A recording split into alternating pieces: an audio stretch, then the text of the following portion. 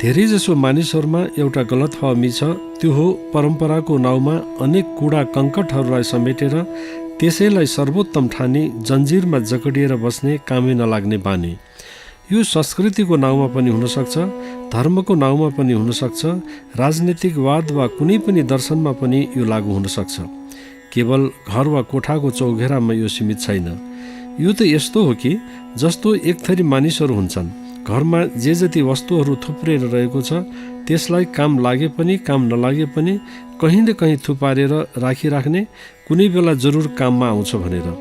यो ठिक हो, तिनीहरूमध्ये कुनै वस्तु कुनै दिन काममा पनि आउला, तर त्यसैको कारणले फोहोर स्याहारेर स्याहारी नसक्नु भएको छ वा ठाउँ ओगटिरहेको छ भने बुद्धिमानी ती थुप्रिएर डङ्गुर बनेका सामानहरूमध्ये काम लाग्नेलाई राख्ने र नलाग्नेलाई मिल्काइहाल्ने वा बाँड्नु पर्नेलाई बाँडिदिइहाल्ने।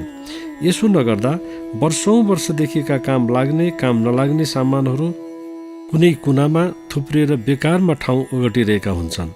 काम लाग्ने सामानहरू छन् भने कुनै फोहोरको रासमा मिल्काइराख्नु यसै पनि त ठिक होइन र? धेरै मानिसको जीवनमा यस्तै भएको छ, हामी त्यसलाई बुझ्ने प्रयासै गरिरहेका हुँदैनौँ। त्यस्तै कुडा कङ्कटलाई नै मानव सबै थोक हो, सर्वस्व हो भन्ने सम्झी त्यसैमा आसक्त भइरहेका हुन्छौँ।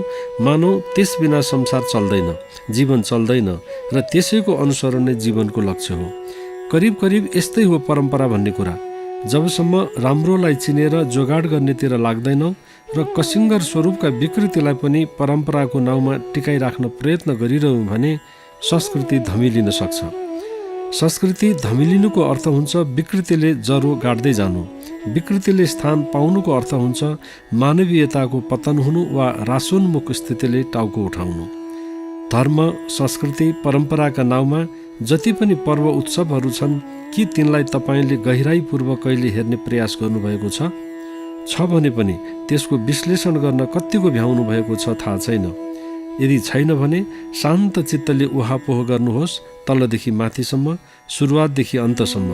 त्यहाँ मात्र मानिसको सुख सुविधा, मोज मज्जाको विचार गरिएको छ र पशु प्राणीमाथि अत्याचार, अन्याय, पीडा र उनीहरूको आँसु बहाएर मानिसले खुसी लिन खोजेका छन् भने सम्झनुहोस्, त्यो संस्कृति होइन, त्यो त विकृति हो।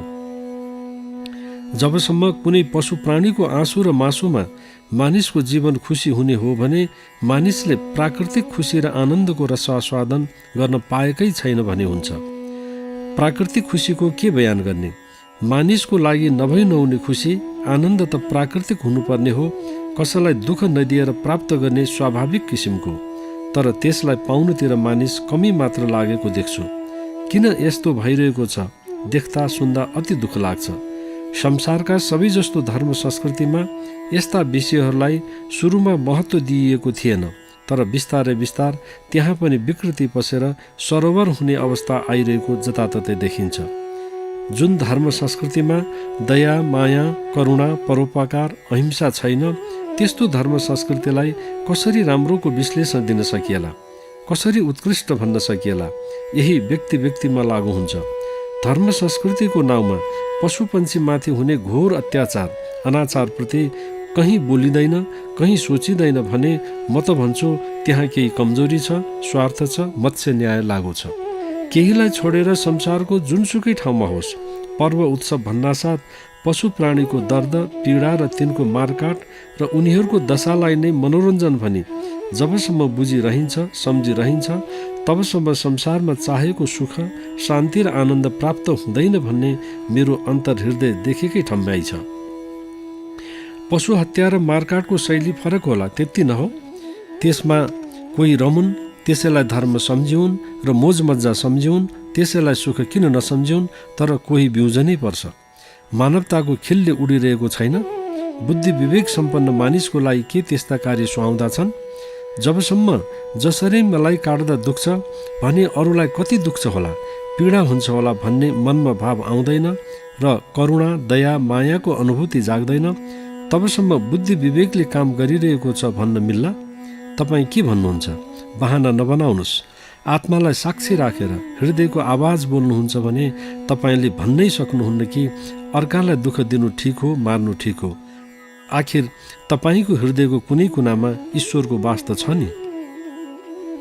कतिको मनमा परेको होला, तिनको जन्म त मानिसको आहारकै लागि भएको हो। पशुपन्छी मानिसको आहार हुँदै होइन, किनभने मानिस प्राकृतिक रूपले शाकाहारी प्राणी हो भन्ने कुराका अनेक प्रमाणहरू वैज्ञानिकहरूले दिनानुदिन प्रस्तुत गर्दै गइरहेका छन्। भोजनको आधारमा मानिस फ्रुगिवोरसभित्र पर्छ। आउँदा दिनमा यस विषयमा अझ अनेक प्रमाणहरू आउनेछन्। मासु खाएकै कारण अनेक किसिमका रोगहरूको शिकार मानिस भइरहेको प्रमाण पनि मानिसको लागि मांसाहार प्राकृतिक खाना होइन भन्ने प्रमाण हुन सक्दैन। कति मानिसमा मासु र सागपात खानुमा के फरक छ भन्ने भ्रम छ। फल खानु र फूल खानुमा के भिन्नता छ, त्यत्तिकै भिन्नता ती दुई बीचमा छ। सागपातमा चेतना त छ, तर इन्द्रिय, मस्तिष्क र हृदयको अभावमा संवेदना छैन। सागपात नखाए मानिसलाई बाँच्न गाह्रो हुन्छ। बाँच्नकै लागि पनि खानु परेकोले आफूलाई चाहिने मात्रा अनुसार स्वास्थ्यलाई हेरेर सागपात, फलफुल, अन्न खानु पाप होइन। फेरि कतिपय वनस्पतिको एक हाँगा छिमले त्यसैबाट अर्को हाँगा पलाउँछ, बिरुवा मर्दैन। माछा मासु खान नपाउँदा कोही मर्दैन। यसैले मानिसको लागि ती मूल आहार होइनन्। एकादेशको कथा सुनेर अब काम छैन। ईश्वर कस्तो अन्धकार, घोर अन्धकार। कसैलाई मारेर सुख प्राप्त भएको सम्झने कस्तो विचार। अझ कहीँ त त्यसैलाई धर्म सम्झने। यदि कसैलाई मारेर धर्म हुने भए पुण्य के होला, धर्म के होला? के कहिले तपाईँले सोच्नु भएको छ? अरूलाई सोध्नुभन्दा पहिले गम्भीरतापूर्वक आफैले आफैलाई सोध्नुहोस्। हरेक समाजमा यही दशा छ। कुनै बेला कसरी जन्म्यो यस्तो कुपरम्परा थाहा छैन। त्यस्तो कर्म पाप होइन भन्न एउटा न एउटा आधार निकालिहाल्छन्। कर्मकाण्डमा पल्केकाहरू, उनीहरूका आसेपासे तथा व्यवसाय व्यापार चलाउनेहरूको समूह यस्तो कृत्यलाई चोख्याउन र निरन्तरताको लागि पछि पर्दै पर्दैनन्। महावीरलाई गाह्रो भयो, गौतम बुद्धलाई गाह्रो भयो, रामानुजाचार्य, माधवाचार्य, निम्बार्गाचार्यलाई गाह्रो भयो।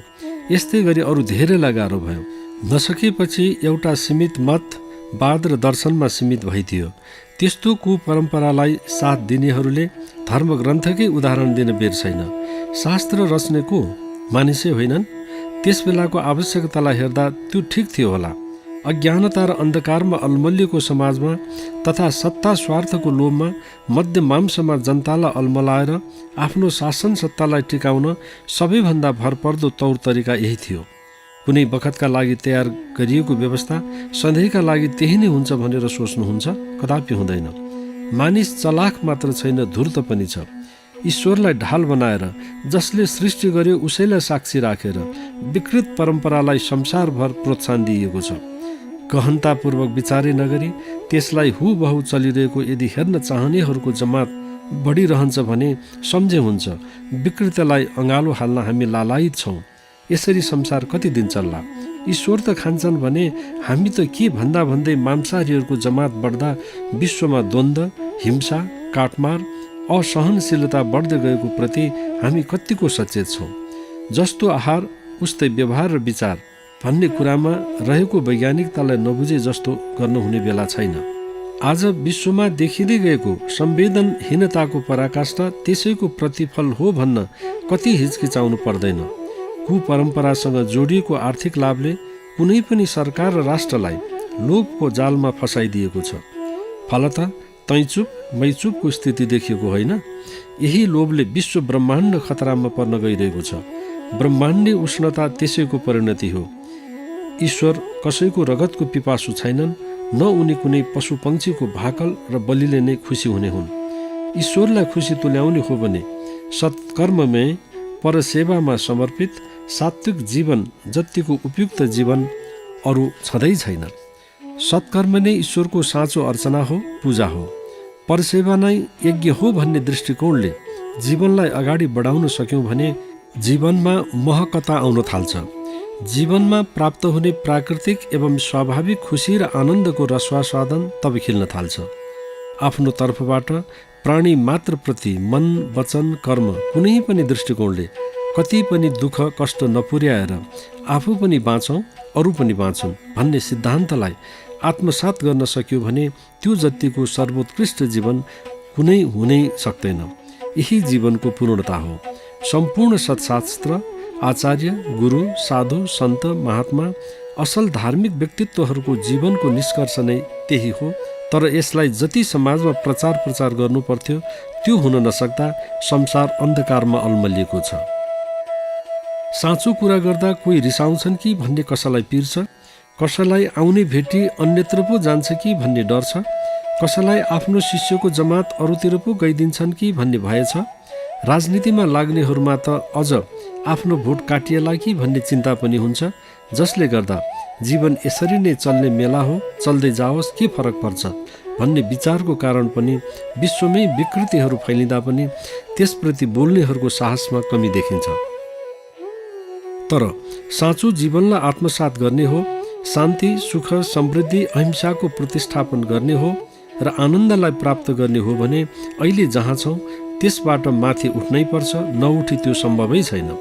अझ आश्चर्यको साथै दुःख त कहाँनिर लाग्छ भने पशुपन्छीको बलि भाकल गर्दै पनि रहने, आहार विहारमा कुनै शुद्धाशुद्धिको ख्याल पनि नगर्ने अनि मठ मन्दिर तीर्थ व्रत गर्नेहरूको भिड बढ्दा धार्मिक व्यक्तिहरूको बढोत्तरी हुँदैछ भन्ने जस्ता विचार, धारणा र खबरहरू आउँदा यथार्थतामा भन्दा आजको समाज सतै कुरामा अल्मलिन लागेकोमा चिन्ता लाग्छ। हिंसक पशुपन्छीबाट भन्दा पनि मानिसबाट मानिसै डराउनु पर्ने अवस्थाको सूत्रपातको जड कतै यसैभित्र नजानिदो तवरले छिपेको त छैन। खोज्नुपर्ने समय आइसकेको छ। यसैले अन्धकार, अज्ञानता, मोहन्दताबाट माथि उठ्न आजैदेखि प्रयत्न गरौँ। सम्भव छ, जरुर सम्भव छ। उठौँ, जागौँ।